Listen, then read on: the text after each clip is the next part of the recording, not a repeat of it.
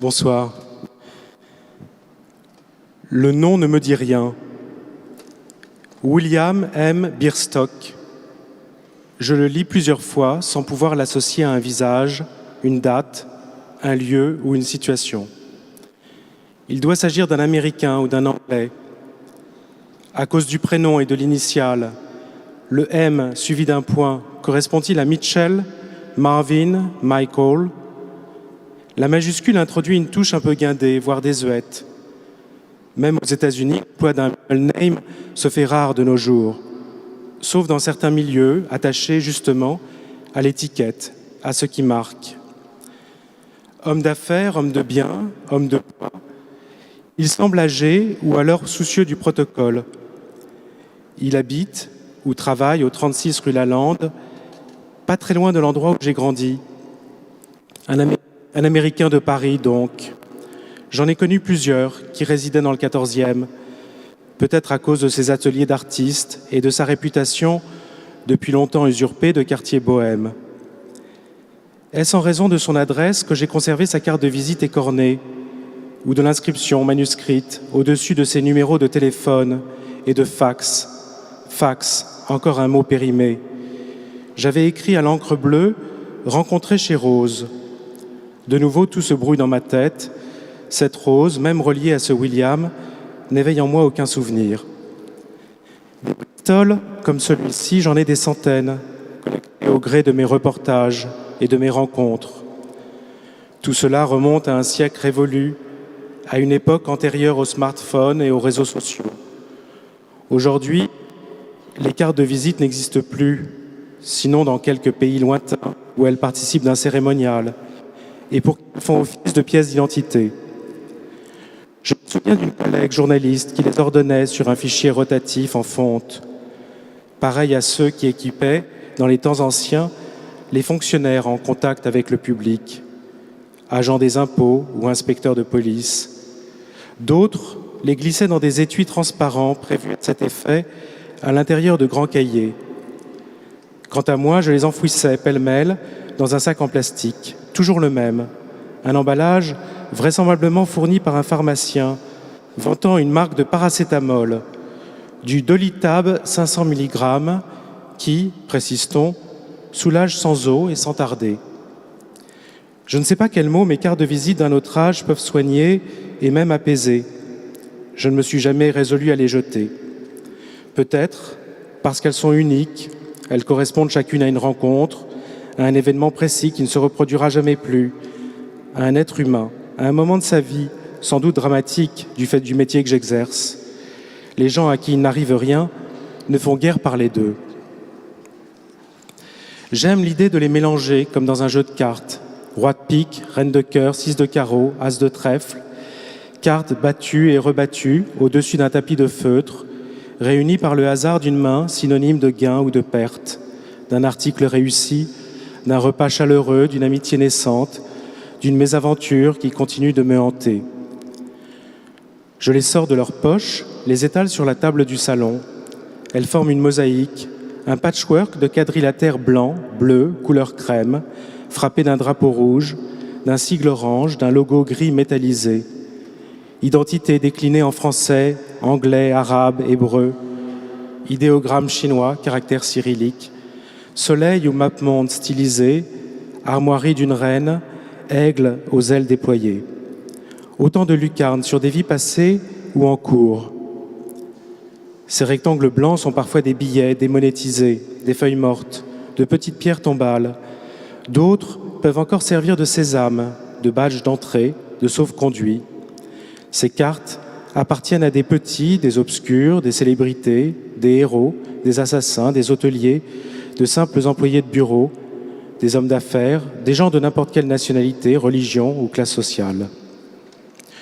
Je pourrais tous vous les citer, comme dans un mémorial. J'en ai sélectionné quelques-uns à cause de leurs noms presque imprononçables.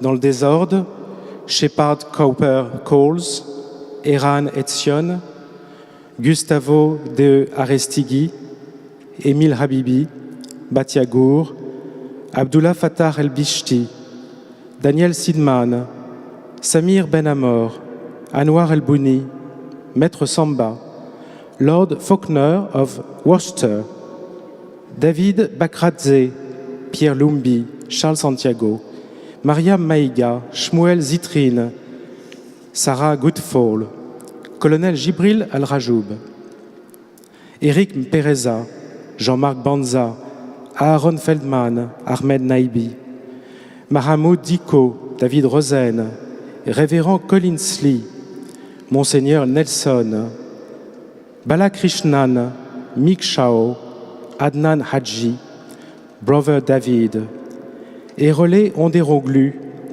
Jean-Pascal Stadler. Le docteur Richard Hoskins s'était présenté à moi en tant qu'anthropologue détective, une sorte de Sherlock Holmes converti au structuralisme. Sa carte précise sa spécialité, le crime en religion, et détaille ses différents talents, analyse culturelle, conflits religieux, meurtres rituels, sectes, enlèvements, religion du vieux et du nouveau monde. Puis mystérieux encore, ce couple, Grant et Barbara Livingstone, domiciliés au Canada, ainsi que dans une colonie juive de Cisjordanie, et dont l'activité principale consiste à accompagner, ou plutôt préparer la fin du monde, comme le confirme le verset imprimé au verso et tiré de l'Apocalypse de Jean. Et puis je vis un nouveau ciel, une nouvelle terre, car le premier ciel et la première terre avaient disparu et la mer n'était plus. J'ai oublié à quoi se rapporte cette « justice pour Geoff » gravée en haut d'un carton gris, suivie d'un numéro à 11 chiffres et d'une requête adressée vraisemblablement à une autorité quelconque. Nous ne réclamons que la vérité. En revanche, je me souviens comme c'était hier de Wadji Y. Nusseibeh, Custodian and Doorkeeper of the Church of the Holy Sepulchre, un vieux monsieur, probablement mort aujourd'hui, qui assurait la fonction délicate de gardien et de portier de l'église du Saint-Sépulcre. Je me demande si ses coordonnées téléphoniques auprès du tombeau du Christ fonctionnent encore. Il y a aussi Fadi, le changeur de la rue Salareddin, qui acceptait mes chèques, libellés en n'importe quelle devise, et m'offrait du thé pendant que je comptais mon argent. Emin, le chauffeur de taxi, qui me conduisit de Diyarbakir à la frontière irakienne par une route enneigée. Rachid, qui veilla sur moi pendant toute une nuit à Tunis. Riyad, qui m'accueillait à chaque fois avec chaleur dans son bureau, au premier étage de l'hôtel Africa. Richard, l'éleveur du Devon, ruiné par la fièvre afteuse. Les voilà tous égaux, tous réunis au fond d'un tiroir. Rien ne les distingue plus, sinon la qualité et le format du papier et l'usure du temps. Les ennemis d'hier se retrouvent dans le même sac. Aucune ironie, aucun relativisme, juste la loi de la gravité, la chute des corps. Un dissident de l'armée républicaine irlandaise côtoie un chef inspecteur de la police royale d'Ulster. Voilà un djihadiste londonien parti combattre dans les rangs de Daesh, réuni avec l'archevêque de Mossoul. Un chasseur à courre, accolé à un militant du Front de libération des animaux. Quelques millimètres séparent la Palestinienne Leila Khaled, première femme à avoir détourné un avion, de Yossi Alfer, un ancien agent du Mossad lancé à ses trousses, et de David Wilder, porte-parole des colons juifs d'Hébron. Quelques bourreaux, beaucoup de victimes. Avec leur carré blanc, pareil à un petit cadre posé sur un chevalet, ils se représentent comme dans un autoportrait. Ils dévoilent une partie d'eux-mêmes par l'épaisseur du papier qu'ils utilisent, l'élégance de l'impression, les titres dont ils s'affublent. Ils se racontent et ils me racontent. Ils peuplent et rythment une partie de ma vie. Ma vie de journaliste, ma vie à Londres, Jérusalem, au Caire, à Amman, Bagdad, Tbilissi, Bukavu ou Paris. Leurs cartes me visitent, je les porte en moi. Elles me servent de repère, elles me guident dans la nuit. Je les considère comme des cartes de crédit, des reconnaissances de dette. Elles correspondent à des points de fidélité, un peu comme chez Auchan ou à Casino. Je dois à leurs détenteurs du temps, de la confiance, de la générosité, parfois beaucoup plus.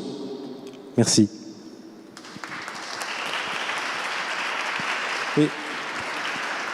Et maintenant, je vais vous distribuer des cartes aux prises au hasard, voilà, que je vais vous donner, que vous choisirez également un peu au hasard.